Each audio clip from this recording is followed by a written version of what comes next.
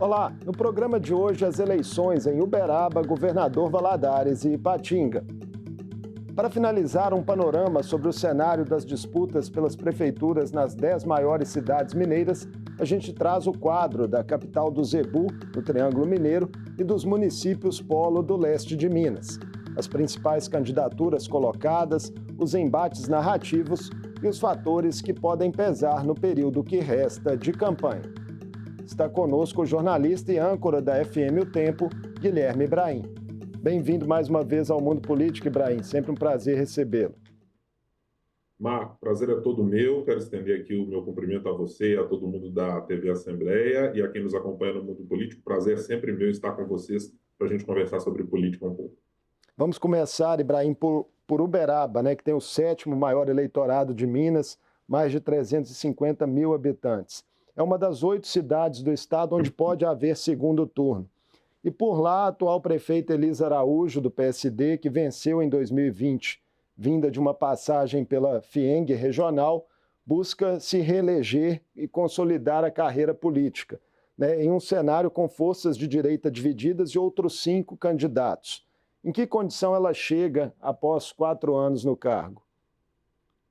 Eu vou me fiar, evidentemente, aqui em boa parte da nossa conversa, em alguns dos levantamentos que foram feitos pelo Instituto Data Tempo, né, da Sempre Editora, onde eu estou atualmente, que eles deram pelo menos algum panorama, porque são algumas cidades que têm institutos de pesquisa, às vezes um pouco menores, ou que não têm uma regularidade de pesquisas eleitorais. Mas acompanhando um pouco do que foi dito pelos candidatos, daqueles momentos em que eles participaram, me parece haver algumas condições específicas da prefeita Elisa. Uma delas me chama muita atenção. Exatamente no levantamento da Tempo, fala de uma divisão na percepção do eleitorado de o quanto ela é bem avaliada ou o quanto é rejeitada. E essa divisão está muito claramente, ou estava até há pouco mais de um mês, em metade do eleitorado pesquisado.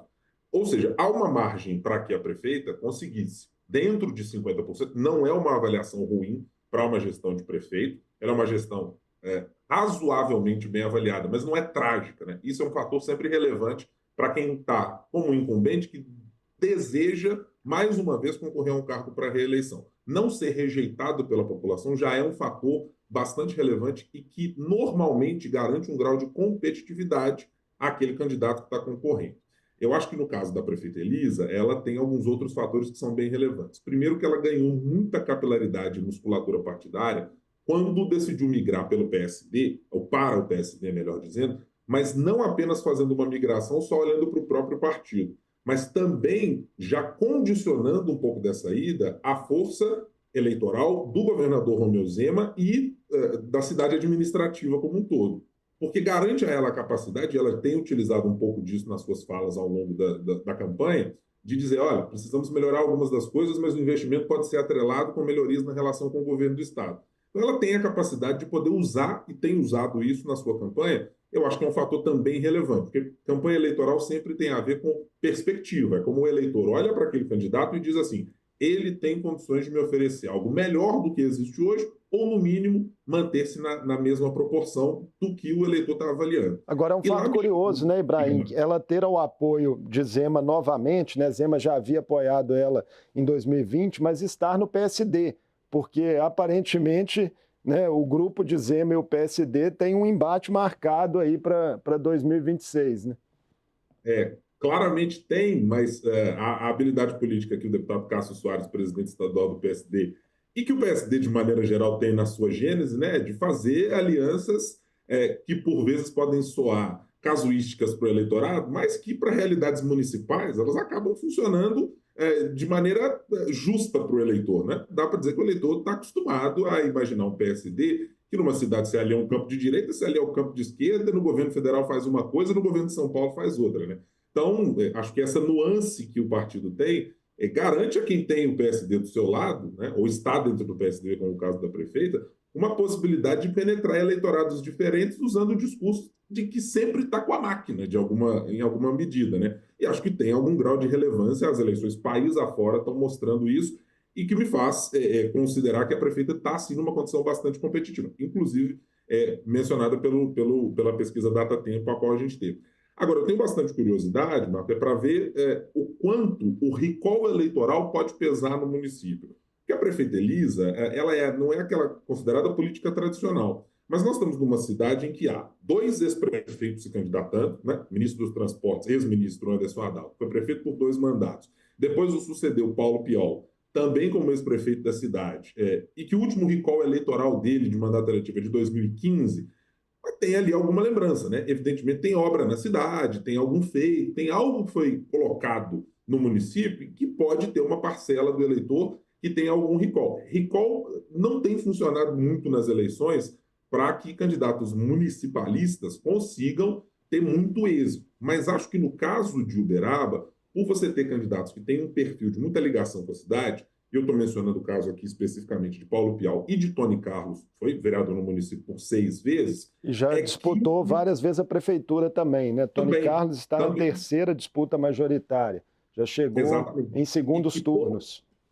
E todos esses, Marco, que a gente está falando, eles têm atrás deles uma quantidade bastante expressiva também de partidos, né? Tem uma estrutura partidária capaz de fazer campanhas que a gente não pode nunca perder de vista. Muitas vezes o que a gente olha para a capital, e se olhar para o Belo Horizonte, você vai ver o esfarelamento do PSDB de maneira geral na capital. Mas isso nem sempre se reflete no interior. Você vai olhar para o MDB, na capital não tem mais o mesmo peso. Mas isso também não se reflete sempre no interior. Algumas dessas forças políticas, né, desses partidos tradicionais da política brasileira, eles ainda conseguem ter nos seus diretórios municipais, nas câmaras de vereadores, uma quantidade relevante de musculatura, né, de capacidade de mobilização de um eleitorado que ainda tem alguma conexão com ele. Então, me parece que isso é que está deixando a disputa lá em Uberaba um pouco mais equilibrada, né? Pelo menos assim, com os campos mais abertos, para que a prefeita não nade em águas absolutamente tranquilas, não, que ela tenha alguma dificuldade para lidar com questões municipais, porque tem gente com calibre e entendimento de como convencer o eleitorado em eleições municipais, como é o caso dos candidatos que estão colocados e que estão na disputa com ela, né, que eu mencionei agora há pouco. Pelas pesquisas disponíveis até o momento, quem está na segunda colocação é Tony Carlos, né, o ex-deputado do MDB, que é radialista na cidade, disputa pela terceira vez. Agora, a candidatura do ex-prefeito Anderson Adalto, Ibrahim, está com a situação subjúdice. Pode ocorrer um julgamento definitivo antes mesmo da eleição. Como que esse desfecho pode impactar o cenário na cidade? Me parece, Marco, que aí tem um cálculo que, para o caso da prefeita Elisa e talvez para Tony Carlos também, haja pouca possibilidade de mobilização desse eleitorado e de que eles queiram necessariamente fazer algum afago muito direto, né?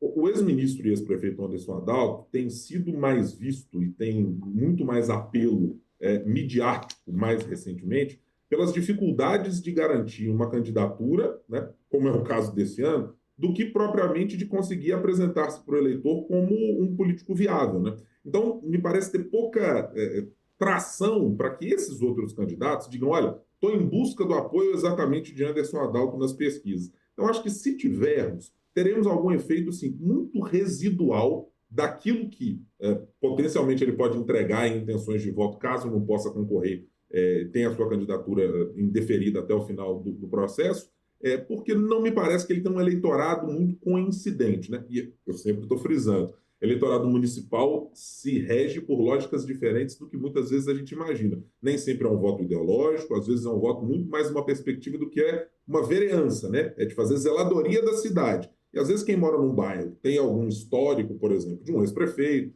ou de um vereador, às vezes o voto dele acaba sendo muito condicionado por isso. Mas a distância me parece que não há muita preocupação de quem está ali na disputa, como Tony Carlos e Elisa, nesse momento liderando essa corrida, de que esses votos possam fazer exatamente uma grande diferença. Bom, cenário apertado é isso. A depender de como se chega na última semana, todo voto vai contar e pode fazer diferença no município. Agora, sem ele no cenário, hipoteticamente, né, pode, talvez, por uma diferença menor, ser suficiente para uma resolução em primeiro turno na disputa, né?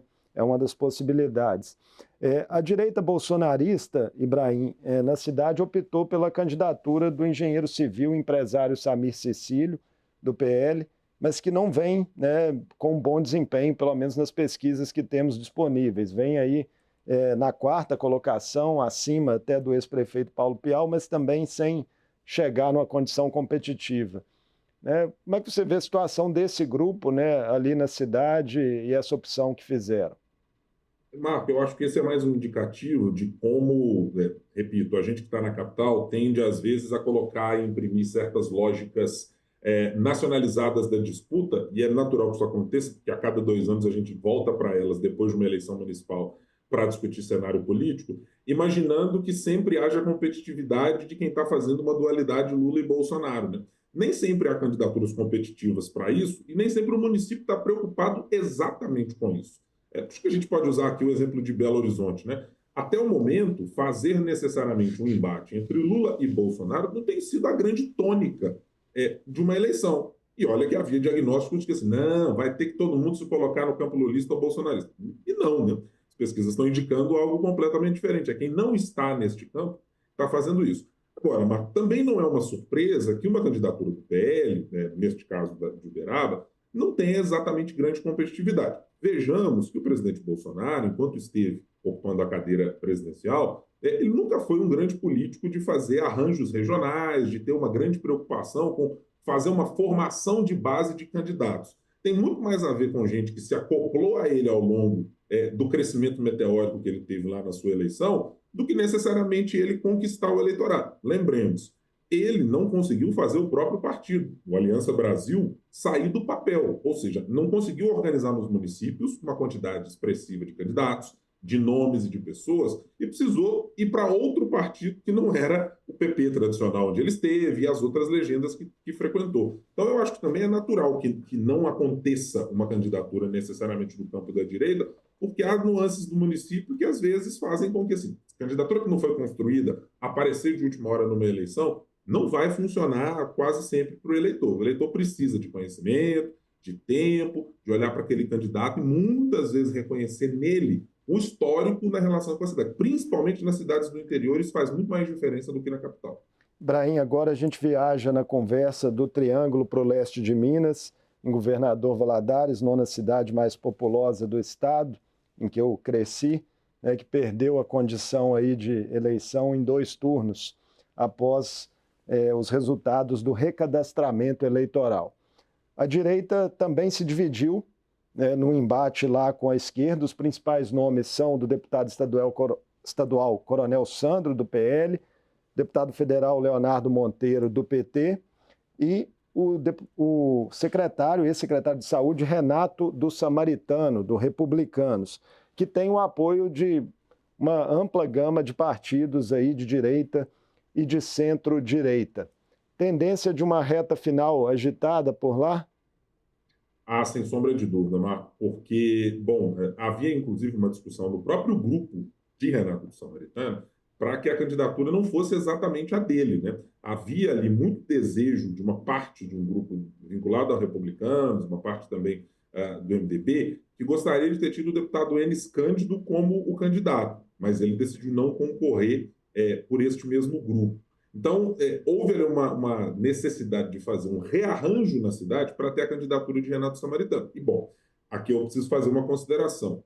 O deputado Enes Cândido, dessa legislatura, e eu conversei com ele, com alguns outros dos candidatos, o deputado Leonardo Monteiro, o Coronel Sandro também já tive a oportunidade de conversar, são candidatos que têm uma qualidade de oratória, de apresentação para o eleitorado, de disputa, de embate superando o ideológico, mas se precisar entrar no campo ideológico, que é bastante relevante, e que, ao trocar uma candidatura que estava desenhada para ser competitiva, porque já se sabia que o Coronel Sandro tinha a intenção, e Leonardo Monteiro também como parlamentar experiente, eu acho que ela gerou uma certa turbulência, mas mesmo assim foi possível manter esse arco de partidos muito relevante que você mencionou, com partidos grandes, como Republicanos, com o PP, com a União Brasil, com a Avante, com o PSD, ainda somada à Federação PSDB Cidadania. Que tem o atual prefeito, né, André Merlo.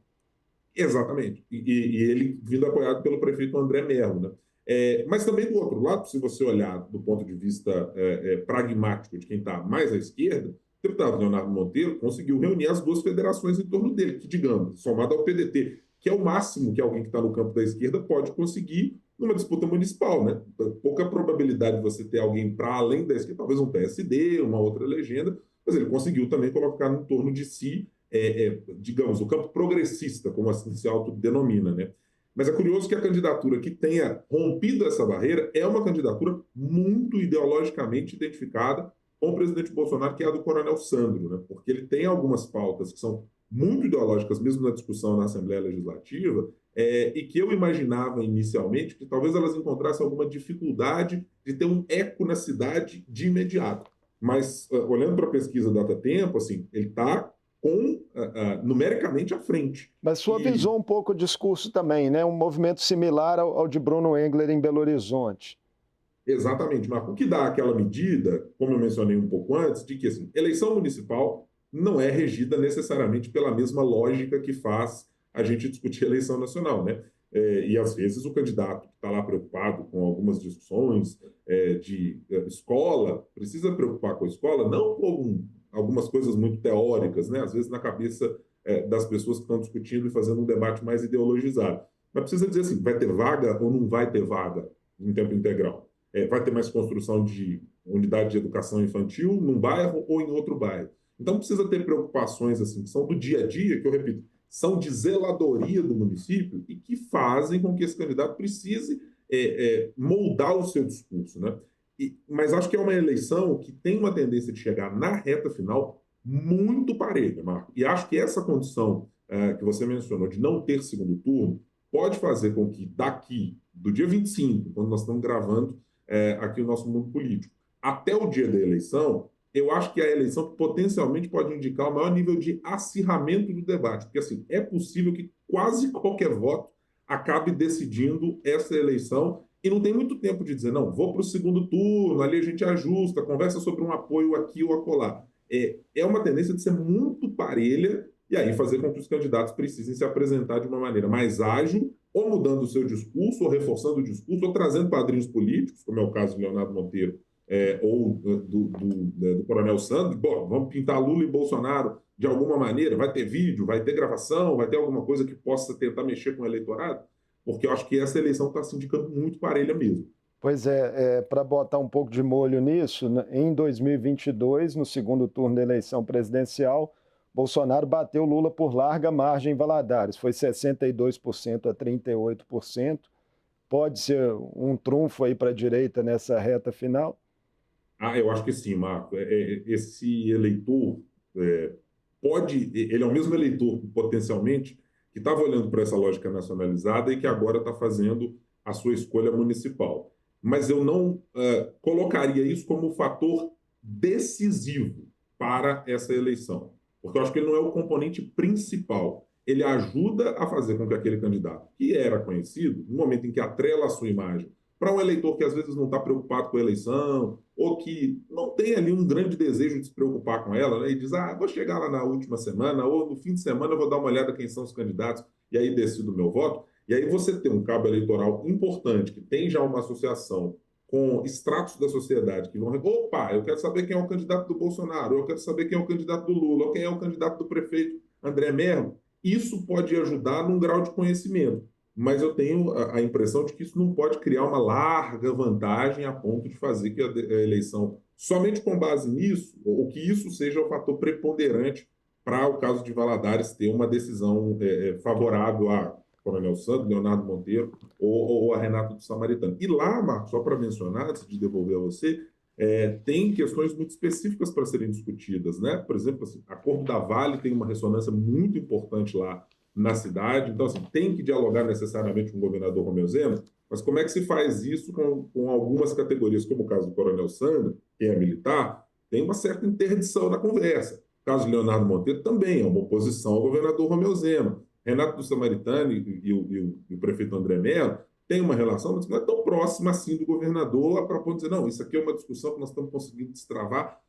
Então tem, acho que esse fator que é bem relevante e que tem alguma ideia de apresentar-se para ele. Então, para o futuro. E aí, quem vai mexer nisso? Quem tem capacidade de colocar o acordo de pé ou levar uma melhoria financeira rápida para a cidade e de infraestrutura, que é um pouco do que se espera com a resolução do acordo, né? Com a repactuação dele. O último elemento do acirramento local lá são os vices, né? O ex-prefeito Bonifácio Mourão, de longa trajetória parlamentar e também à frente do Executivo Municipal, se filiou ao PL, ao vice de Coronel Sandro, e o vice na chapa do PT, né, do deputado federal Leonardo Monteiro, é doutor Luciano, do PSB, que é ex-vice-prefeito da cidade, disputou o último segundo turno contra André Merlo em 2020. São nomes que também têm peso. É recall eleitoral, né, Marco? Nesse caso, é a tentativa de todo mundo de acessar parte de um eleitorado que fica solto na cidade muitas vezes, porque aquele candidato não está concorrendo, né? No caso do Bonifácio Mourão e do doutor Luciano, mas ele tem acesso. Vereadores na cidade, já tem algum histórico de feitos no município, então alguém vai lembrar, opa, esse aqui era o cara que arrumou a rua do meu bairro, esse aqui era o cara que criou isso ou aquilo na cidade, né? E esse caso, no caso tanto do doutor Luciano quanto do ex-deputado Bonifácio Mourão, eles têm alguma medida isso no município, né? Aí tem que ver quem tem mais, digamos, garrafa vazia para vender na hora em que as coisas forem colocadas na mesa. E ainda pode contar com um eleitor que vai se lembrar dele e ainda vai fazer a sua predição partidária baseado naquilo que já foi feito no passado. Vamos lá, Ipatinga agora, no Vale do Aço, 10º maior eleitorado do estado. O prefeito bolsonarista Gustavo Nunes, do PL, busca a reeleição em um cenário pulverizado contra outros 8 candidatos. A corrida tem ex-prefeitos, Sebastião Quintão, do MDB, Nardielo Rocha, do PSB, outros nomes de direita, a ex-deputada federal Alê Silva, que concorre pelo PRD, e Heleno do Hospital, que é um administrador, que concorre pelo PP e que estaria, a essa altura, lá com a campanha em crescimento. Também é outro final meio imprevisível e com possibilidade de um prefeito ser eleito com baixo percentual de votos, né? Eu acho esse, Marco, o cenário que me parece até agora o mais absolutamente indefinido que eu consigo enxergar das grandes cidades e desses municípios que você mencionou, dos 10 aí, do giro que vocês estão fazendo pelo mundo político. Porque, veja, nele eu acho que tem algumas coisas que imprimem a marca de como decisão no município é tomada numa outra lógica. A deputada Alê Silva, que tinha uma pauta há até pouco tempo, muito, quando foi deputada federal, muito vinculada a questões ideológicas, vinculada ao bolsonarismo, se transformou na Alê Silva da saúde, né? Porque precisa falar com o eleitorado local. Você mencionou também outro candidato que está ali mencionando, tem relação com o hospital, que é uma coisa que tem uma conexão direta com o eleitor. E nesse caso, o caso do prefeito, por exemplo, já houve inicialmente uma dificuldade de firmar uma união do campo bolsonarista. O prefeito precisou se posicionar, chegou lá o presidente estadual do PL, deputado Domingos Sá, para dizer, opa, peraí, nosso candidato bolsonarista é este aqui, é o prefeito, estamos com ele, a coisa vai funcionar assim. Me chama muita atenção a participação de Sebastião Quintão, Marco, e eu estou muito curioso para ver mesmo, neste caso, com o grau de abertura que eu acho que há nessa eleição, o quanto ainda existe um eleitor que lembra da sua atuação dentro do município, né? Porque para quem está mais à distância da cidade de Ipatinga, não vê mais, pela troca de prefeitos que se teve, pela saída daquele período em que se tratava de MDB, de PT, de PSDB, eventualmente na cidade, daquele momento em que essas candidaturas, ou nomes como o de Sebastião Quintão, fazem uma grande diferença no município, né? Eu estou bastante curioso para ver exatamente como é que ele vai conseguir se apresentar para o eleitorado, que não sei mais se conecta exatamente com o tipo de discurso apresentado por ele, ou pelo menos aquele discurso lá do passado, né? Então, é uma eleição que eu acho que está completamente aberta, tem um grau de dificuldade de cravar qualquer coisa nessa eleição, por achar exatamente que esse tamanho de fragmentação de quantidade de candidatos que está colocado por lá, somado a esse tipo de racha que tem na base do presidente Bolsonaro, de não haver uma candidatura de esquerda que conseguiu se colocar como candidatura única, como já tivemos em outros momentos na cidade. Então, eu acho que é campo absolutamente aberto. Está muito mais com cara de disputa no voto a voto, como se fosse uma candidatura para vereador do que eminentemente para prefeito da cidade de Ipatinga. Talvez o futuro prefeito tenha até dificuldade de governabilidade, né, num cenário desse, né? É possível. Em geral, câmaras municipais não oferecem grande resistência para formar coalizões pró-governo, né? Historicamente, algumas são muito mais pró-governo, ou as raridades são serem oposição na sua maioria. Mas num cenário tão fragmentado, e eleição para executivo geralmente deixa muitas fraturas, deixa muitas brigas, porque o pessoal acirra o discurso, trata lá de coisas pessoais, mistura coisas do passado com coisas do presente, faz algumas ilações aqui e acolá. Então, às vezes, isso faz com que deixem rupturas que não conseguem ser resolvidas no legislativo. Brahim, vamos terminar nossa conversa pela capital, Belo Horizonte. Semana começou com a divulgação de uma pesquisa Atlas Intel e também outra da Veritá, com números diferentes do que vem sendo a média de outros institutos. No levantamento da Atlas é Bruno Engler, do PL, quem lidera, seguido de outros 4 candidatos em empate técnico. Chama atenção ali a presença de Gabriel Azevedo, que nos outros levantamentos está bem para trás. No Veritá, Engler também lidera, com Fuad em segundo, Tramonte em terceiro. Datatempo, Quest, Datafolha vem dando outros números, outros cenários.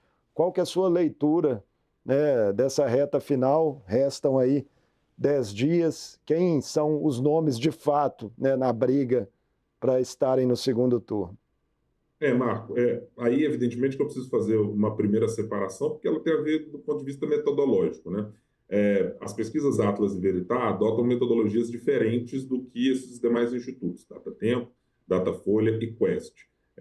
Vou fazer aqui um jabazinho, inclusive. Até outro dia a gente fez está fazendo um podcast Tempo de Eleições, e ouvimos, inclusive, pesquisadores para explicar a diferença entre as duas coisas, né? Entre o que é, por exemplo, fazer uma pesquisa que tem margem de erro X, que tem por exemplo, é feita com ponto focal, não utiliza essa metodologia, gente que faz pesquisa apenas online, gente que faz pesquisa presencialmente e depois faz algumas calibragens. Então, assim, tem muita questão aí nesses levantamentos que vai apresentar diferença, porque tem métodos de captar a percepção do eleitor que são bem diferentes. Então, eu vou me fiar aqui, para ficar claro para o eleitor, naqueles levantamentos, principalmente, que adotam a metodologia com a qual o Jornal Tempo trabalha e outros grupos de comunicação aqui, TV Globo, etc. Me parece evidente o descolamento que há entre as candidaturas do chamado campo progressista e que estão apresentando nesses institutos menor competitividade do que a do prefeito Fuad Noman, que num cenário de liderança de Mauro Tramonte, com uma segunda colocação, por exemplo, de Bruno Engler, ou terceira colocação, a depender do instituto, me parece indicar que o campo de esquerda tem agora uma dificuldade para se colocar e para conseguir um gás na reta final que seja capaz de fazer com que essas candidaturas, que têm um eleitorado que parece muito coincidente, alguém decida migrar de um para o outro, ou de Rogério Correia ou de Duda Salabé, para tornar essa candidatura forte. Então, acho que aí está a primeira dificuldade do ponto de vista do campo progressista. Me chama a atenção também a resiliência de Mauro Tramonte, ao contrário do que muita gente no mundo político esperava, no mundo político não no programa, mas na política de maneira geral, é de que houvesse, de alguma maneira, algum derretimento dele quando a campanha começasse. Adversários chegaram a falar conosco aqui em entrevistas que haveria um efeito russomano. Isso era tratado abertamente com quase todo mundo que se conversava antes da eleição. Porque, olha, não, chega naquele momento, o pessoal começa a apertar, começa a fazer críticas, etc., e pode haver um derretimento. Bom, não dá para descartar que isso possa acontecer, porque o voto do eleitor é só no dia 6 de outubro que a gente vai saber, lá depois das 5 horas da tarde. Mas não está havendo nenhum indicativo de que isso aconteça. O que me faz pensar, muito claramente, que há, até pela entrada de Alexandre Calil e do governador Romeu Zema nessa disputa, e de Luísa Barreto como vice, houve a capacidade de fazer uma galvanização de onde está Mauro Tramonte na percepção do eleitorado. A grande dúvida para mim, Marco, está alocada neste momento na posição de Bruno Engler e do prefeito Fuad Noman, repito, considerando esses levantamentos que eu mencionei lá no começo da minha resposta. Porque me parece aí uma questão que vai soar quase que matemática. Bruno Engler está no seu teto? Se essa resposta for sim, haverá uma dificuldade de composição dele, muito possivelmente para um segundo turno. Fuad Noman está no seu teto? Se a resposta for sim, ele me parece ter condições de agregar um eleitorado que ficará de fora, majoritariamente um eleitorado de esquerda ou de centro-esquerda, com algum pedaço ali do eleitorado de centro-direita e de direita de Carlos Viana, por exemplo, que está apontando o senador ficando de fora também dessa disputa, que indica a possibilidade dele arregimentar mais eleitores do que seria o caso de Bruno Engler. Mas eu acho que, para mim, neste exato momento, e pesquisa é sempre retrato de momento, eu acho que a grande questão está aí. Quem atingiu o teto? Bruno Engler ou o prefeito Fuad Noman? E aí é que vai se dar a grande questão. Se atingiu o teto, quais são as capilaridades que eles têm para os seus campos, para a direita e para a esquerda, no caso de Ford Noman, e para Bruno Engler muito mais à direita, e com pouca possibilidade de tracionar no voto da esquerda, para se tornar competitivo num segundo turno. Os levantamentos de segundo turno têm indicado e sempre indicaram a presença de Bruno Engler como muito consolidado. Tinha ali 20, 25% do eleitorado, mais ou menos nessa percepção.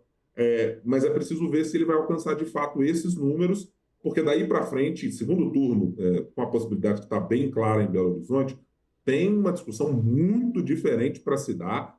E aí, nesse caso, Marco, quem está sentado na cadeira de prefeito, e o caso do prefeito Fuad Noman, que tem uma fluidez ideológica, mesmo estando nesse momento numa coligação com o PSDB, mas que ao mesmo tempo tem gente do PV, tem dissidência do PSB se colocando nele, me parece ter uma margem maior para fazer negociações eleitorais que podem gerar um impacto no voto do eleitor do que a de Bruno Engler. Aí é preciso esperar para ver urna para decidir a decisão do eleitor e para saber que movimentos podem acontecer. E as resistências, né? De gente que diz, olha, vai para o segundo turno, mas não apoio ninguém não. Não apoio nem Fuad, não apoio o Bruno, não apoio o Tramonte e vou seguir aqui a minha toada como alguém que perdeu as eleições no primeiro turno. Estaremos atentos para contar essa história. Ibrahim, muito obrigado por mais essa conversa conosco no Mundo Político. Eu é que agradeço, Marco, e a todo mundo que nos acompanhou no Mundo Político e aqui na TV Assembleia. Eu conversei com Guilherme Ibrahim, jornalista e âncora da FM O Tempo. Falamos sobre o quadro eleitoral das disputas pelas prefeituras de Uberaba, no Triângulo Mineiro, e de Governador Valadares e Ipatinga, no leste de Minas. E ainda do cenário da corrida em Belo Horizonte nessa reta final do primeiro turno. O Mundo Político fica por aqui. Obrigado por nos acompanhar e até o próximo programa.